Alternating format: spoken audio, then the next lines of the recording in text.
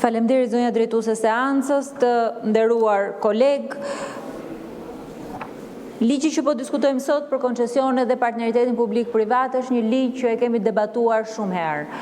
E kemi debatuar në kontekstin e hapësirave që ligji ka dhënë për korrupsionin, në kontekstin e mënyrës se si qeveria ka ecur me kontratat koncesionare dhe partneritetin publik-privat. E kemi diskutuar njëkohësisht edhe për faktin që sot nga 12 kontrata koncesionare, 6 prej tyre janë hetim.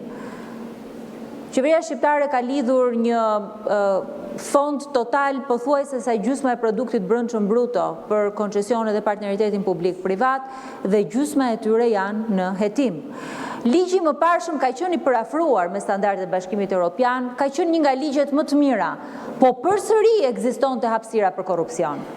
Ndryshimet të cilat vijnë tani, në fakt disa nga kolegë duke përfshirë dhe mua në vite i kemi propozuar dhe i kemi diskutuar si mangësi të ligjit aktual.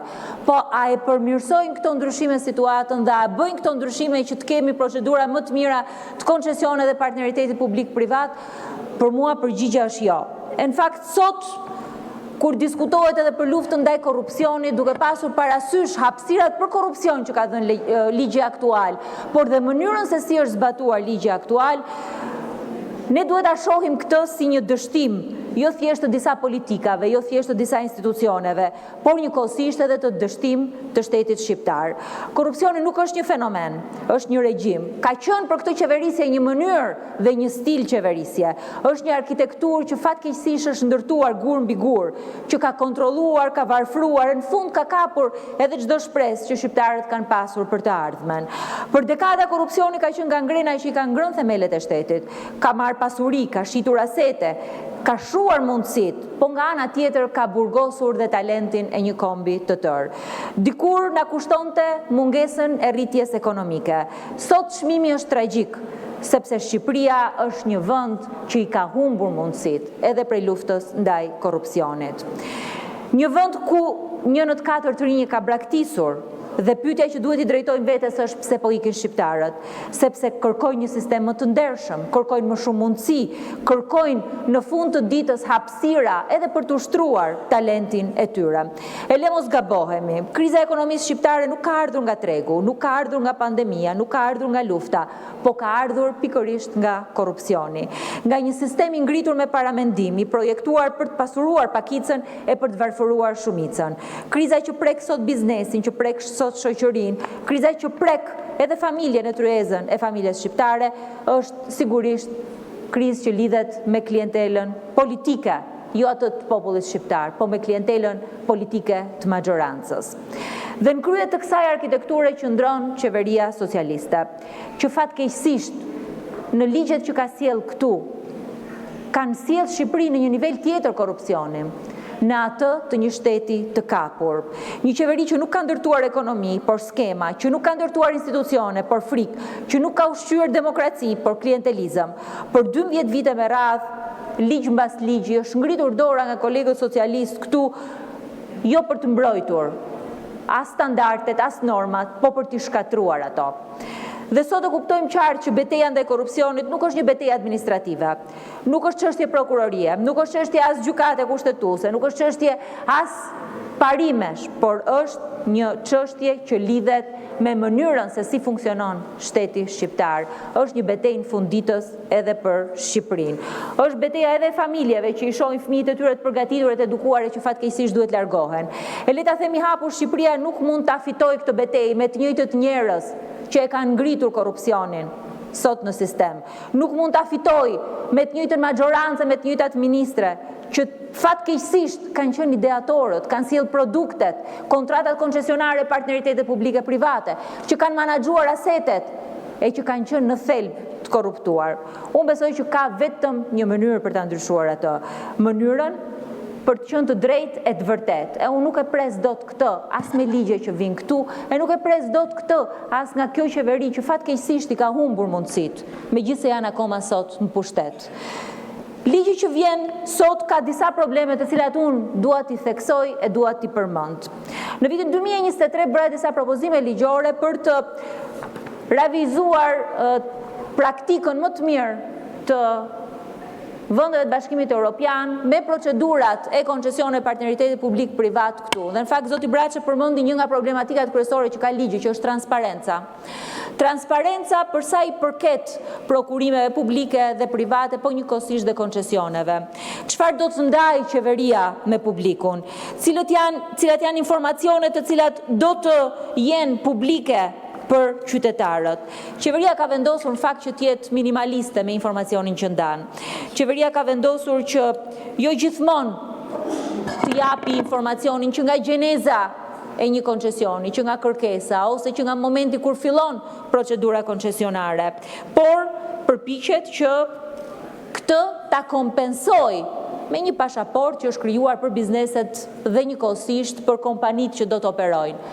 Ndërkohë që legjislacioni i Bashkimit Evropian kërkon standardin më të lartë pasaportës së prokurimeve, duke nisur me çdo fazë të prokurimit, që nga analiza deri tek miratimi i secilës prej institucioneve, tek raportet e performancës që duhet publikojnë ministrit dhe deri tek kontrata koncesionare që normalisht duhet të publikohet pas momentit kur koncesioni është miratuar. Deri më sot, asnjë nga kontratat koncesionare të qeverisë shqiptare nuk është e publikuar.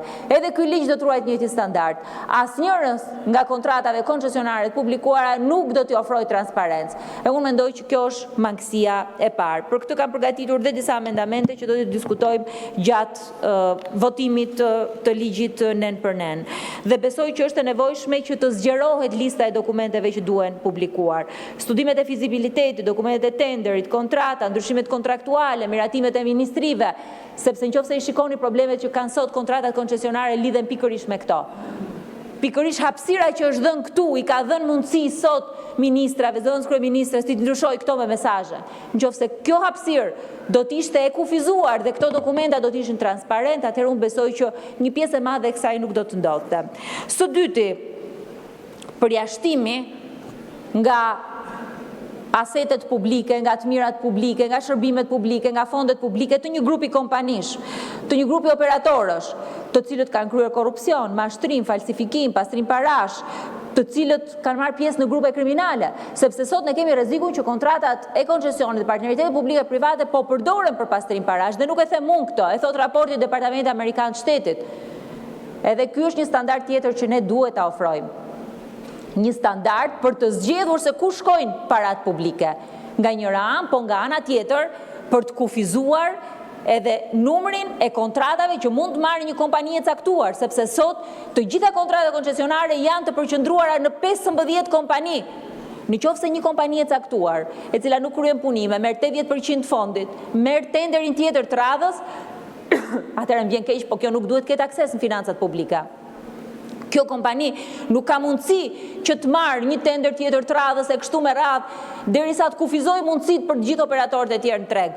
Nëse vendosim disa kritere për ta zgjeruar dhe për ta hapur garën, unë besoj që edhe pjesëmarrja e kompanive do të jetë më e lartë. Nga ana tjetër, ne duhet patjetër të bëjmë transparencë edhe për sa i përket marrëveshjes midis kompanive, konfliktit interesit, tërheqjes nga kontrata, deklaratat e rreme, dhe çdo kompani që i kryen këto duhet të skualifikohet nga gara. Sepse sot pjesa më e madhe e kontratave koncesionare të cilat janë duke u zbatuar janë në shkelje të këtyre standardeve. Dhe këto janë standardet më të mira dhe më të larta edhe të Bashkimit Evropian. Thënë kjo, ne duhet patjetër që të vendosim disa barriera në ligj. Barrierat e cilat lidhen së pari me kufizimin e operatorëve dhe me kufizimin e faktit që kontratat koncesionare partneritetit publik-privat të mos bëhen kanale zyrtare për pastrimin e parave.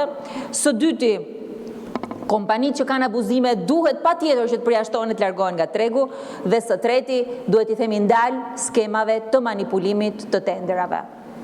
Dhe këtë ofron transparenca. Nuk ka asnjë mënyrë tjetër se si të ndryshojë situata pa ofruar transparencën. Këto janë disa propozime të cilat unë do t'i bëj më vonë edhe në formë në amendamenteve, po sot kur ndodhemi edhe pak ditë larg ditës të luftës ndaj korrupsionit, besoj që ja vlen të themi që nuk ka asnjë ligj që mund ta përmirësojë situatën që ka sjellë Shqipërinë kjo qeveri socialiste. Nuk ka asnjë ndryshim ligjor që mundet ndoshta të rregullojë status quo, sepse në thelb të luftës politik. Faleminderit.